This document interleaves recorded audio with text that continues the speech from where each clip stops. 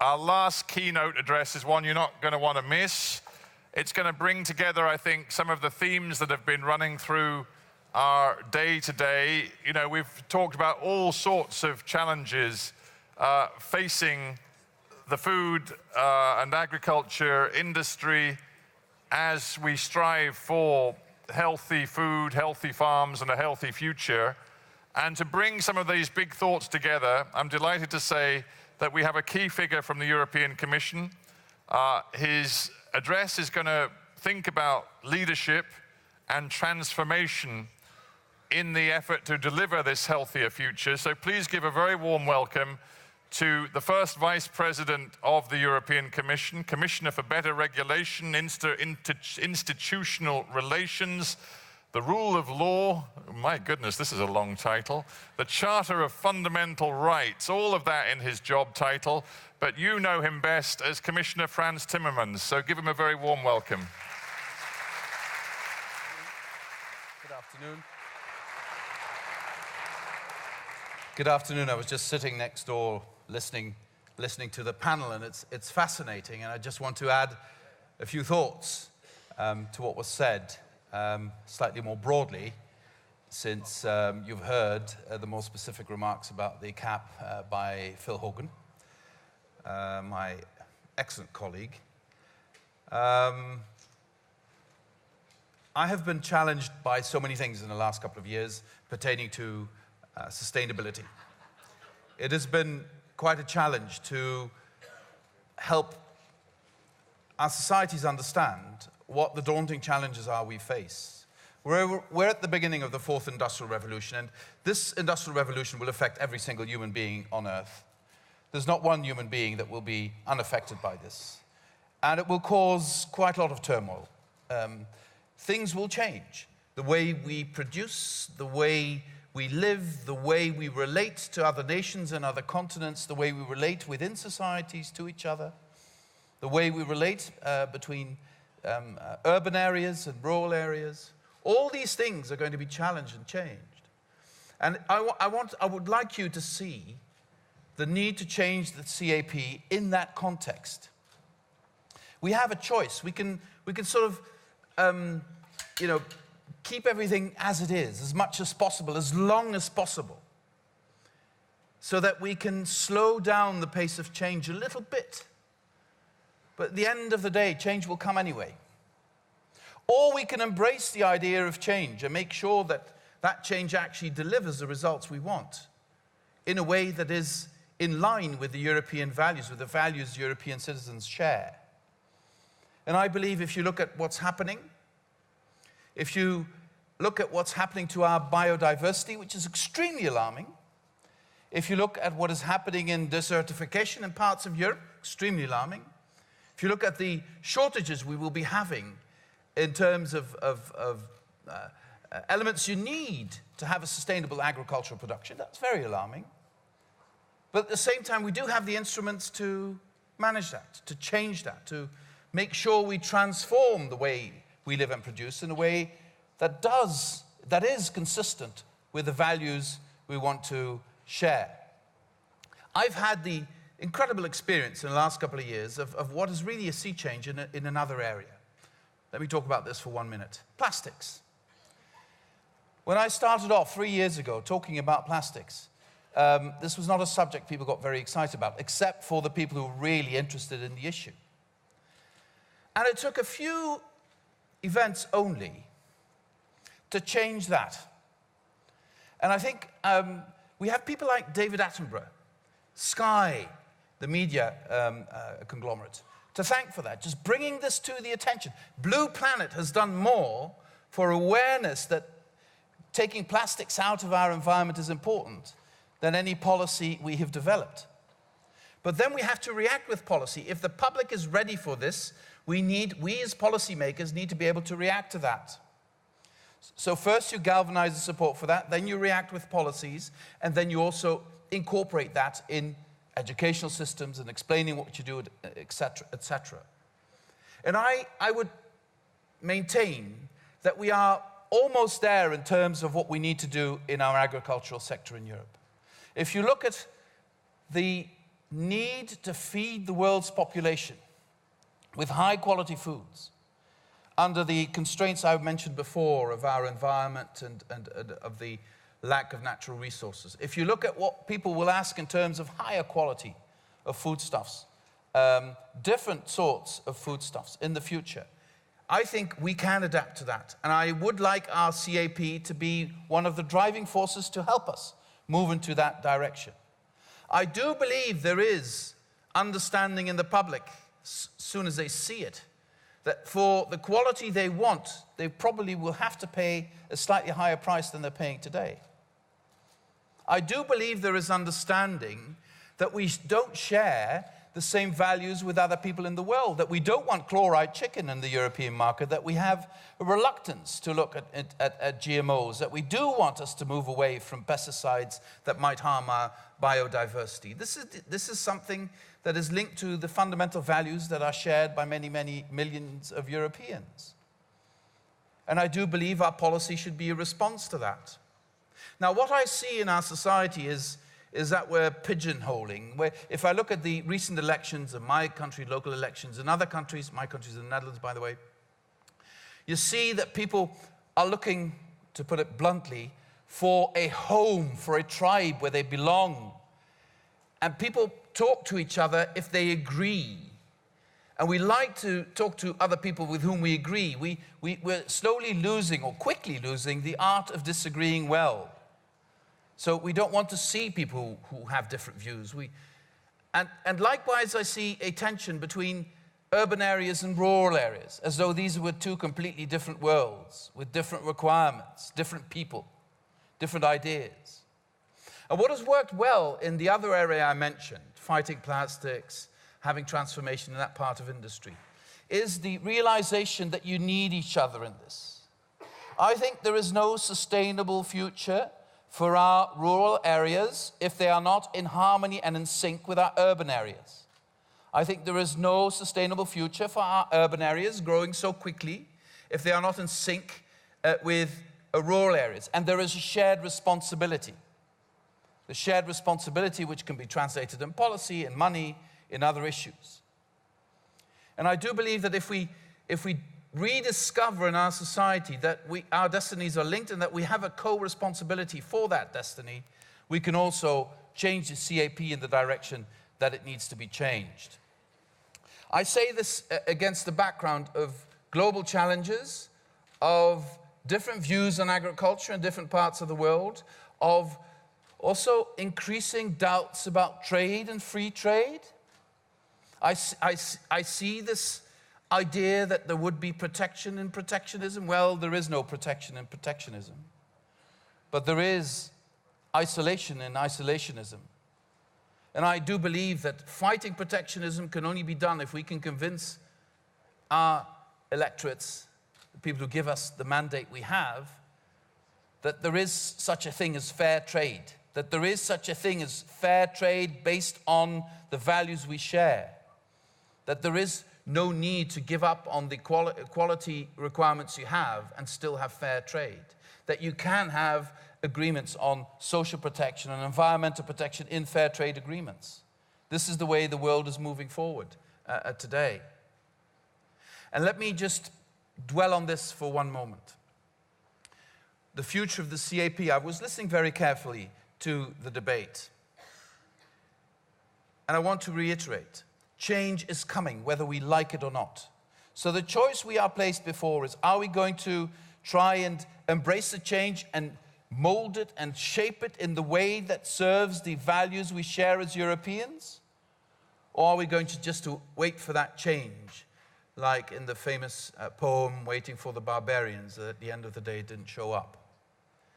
I would strongly encourage us to embrace the change that's coming anyway. We as Europeans are not in a bad position at all.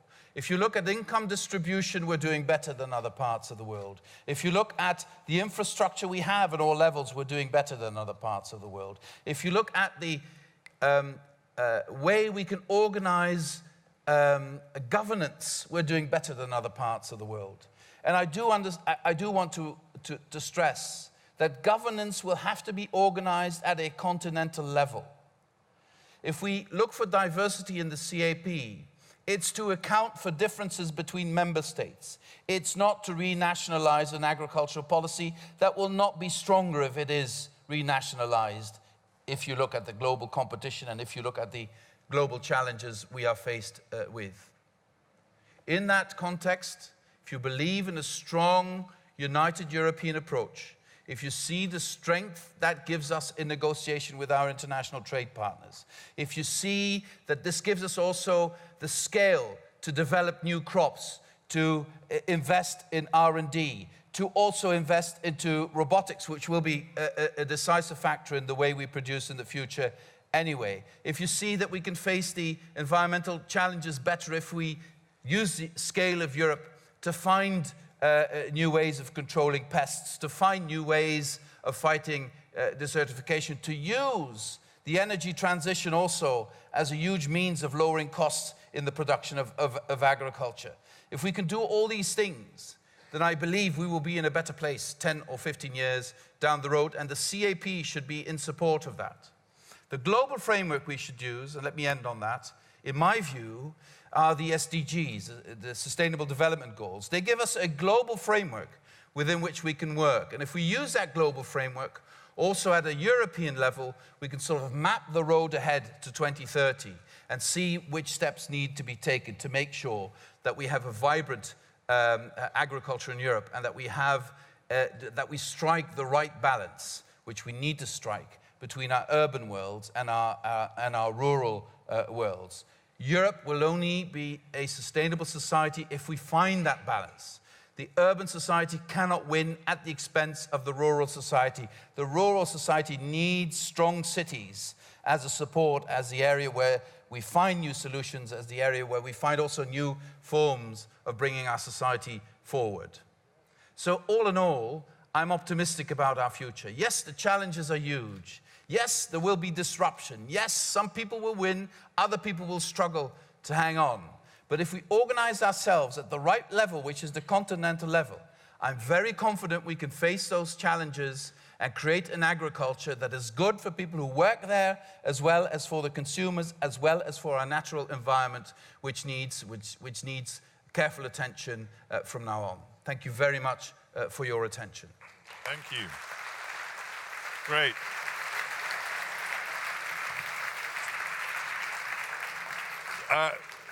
For a minute, I looked at you, Commissioner Timmermans. I thought you were going to make a dash to the exit, but I'm delighted you've taken a seat with me. Thank you very much, and it's great to have you with us for the next few moments. And ladies and gentlemen, I do want to focus on your questions, but I'm just going to ask a couple before we get to our audience, if you don't mind, Commissioner. One, I'm very struck by the message that I so often hear from the absolute top echelons in the Commission, and you repeated it, things are going to change. Big change is coming, you say. But then when you get to the specifics of the way agriculture is organized in Europe and the CAP in particular, to quote you just now, you said, in your opinion, we're almost there in terms of the way we deal with and organize our agricultural sector. So which is it? Is it, as I said to Commissioner Hogan, is it radical or is it tweaking? What are we looking at as we consider the future of European agriculture? Well, I think it's going to be pretty radical, frankly. I think if you look at how the world is changing and at which pace the world is changing, we will have to adapt to that.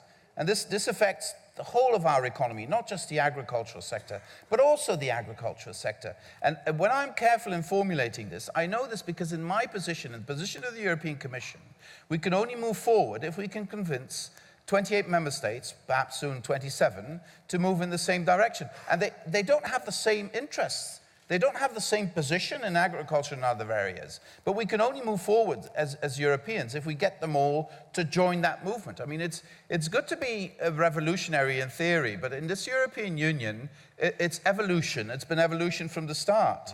And we need to help them evolve in a direction that will give us opportunity to embrace to harness ourselves against the challenges of globalization, but also embrace the opportunities globalization will have to offer. Well, I enjoyed your use of the word perhaps when you considered the possibility of 28 becoming 27. You're leaving things open there. Well, I'm an optimist. Maybe because you need the money, frankly, because, when we, as I say, we only in the sense that I was born in Britain and I am British. When the Brits walk out the door, they do take a great big chunk of money with them, and that is going to be a big factor in the next round of the CAP too. I mean, in the overall EU budget, of course, but the CAP is such a big part of the budget. Of course, we will have to propose a new multi-annual financial framework, and we will do so by the month of May. We will have to take into account that we will lose about 12 billion a year because of a Brexit, which is a huge amount of money. We also have to take into account that member states have a whole list of new priorities they want us to finance as well, and then we still have the CAP, we still have the structural funds, etc. And, you know, as they say in the United States, something's got to give. Exactly. And this will also affect the CAP. And here's the blunt question that many in Europe ask, and we'll get to the urban-rural disconnect in a minute, but many in Europe say, you know, do we not spend a disproportionate amount of the EU budget on farmers and on agriculture? Well, I've never maintained that position. I think we will have to face the fact that we might have less to spend, a bit less to spend in the future, given all the other requirements. But having said that, you know, if you see how much responsibility the EU has for agricultural policy, and if you compare that to the limited responsibilities we have elsewhere, you can say, yes, we devote quite a bit of our budget on common agricultural policy, but we also devote quite a bit of our policy. This is something that has been given by the member states to the European level to deal with. So it's not unlogical that we would have such a big chunk of our budget spent on the CAP. How do you address this? And I thought it was interesting you focused on it so much, and I sort of agree with it myself, being a country boy who now lives in one of Europe's biggest cities. How do you address this cultural, political, economic disconnect between city and country, urban area and rural culture? Well, I think it stands for one of the biggest challenges we face now in society. And that is that we're quickly losing the ability to see things through the eyes of the other. If we live in a city, look at your own country. If you live in London, or if you live in rural Britain somewhere, there is a huge difference of perspective on the world and on where you are. You saw after the Brexit vote the simple disbelief in urban London that this could happen at all. Well, not just in London. I know some other places where there was some disbelief, but still. Amsterdam, for example. Yes, but if I look at my own small country, Amsterdam, and then I look at my own province of Limburg, which is only 230 kilometers removed from Amsterdam, different worlds, just different. People have different perspective. And in a society, any social contract upon which a society is based has shared interest and perceived shared interest. Solidarity is not altruism. Solidarity is well understood self-interest. And if we don't understand that making sure the rural areas are places where there are schools, where people can prosper, have jobs, they can make a decent living there. If we lose that understanding because we live in a city, we just don't understand how it is, we will destroy much of the fabric of our society. And if you look at the electoral results recently in Europe, I didn't even mention Italy. You know, sometimes if you look at the electoral results, 40% north of Bologna or north of Rome voted for the right going to the extreme right, and 50% south of that area voted for Cinque Stelle. These are almost two different worlds in one country. And that's where we are now. And that's why I believe that one of the solutions for this is to create much clearer common interests between the rural areas and the urban areas. I'm going to stop and get to questions from the floor, except for this last one, which very much arises out of a previous keynote speech, which I know you were not able to be here for, but it was nonetheless very interesting, from Louise Fresco, who's she's the president of Wageningen University. They do so much research into agriculture, food production, and the sciences around it. And she said that in her opinion, what we need to safeguard our planet, food production, and make sure that it's done in a sustainable way going forward, what we need is an intergovernmental panel on food and agriculture in much the same way that we took so seriously climate change that we set up collectively around the world, set up this intergovernmental panel on climate change, and it fed into a political process which brought us, you know, the Paris and previously the Copenhagen climate summits and accords. Can you envisage, as a senior politician in Europe, that kind of process for the future of food and agriculture? Frankly, I think this is what's going to happen. I think we are on the verge of a situation where people look at the situation in the rural United States. Look at what's happening in China. Look at what's happening in India. And then look at what's happening in Europe.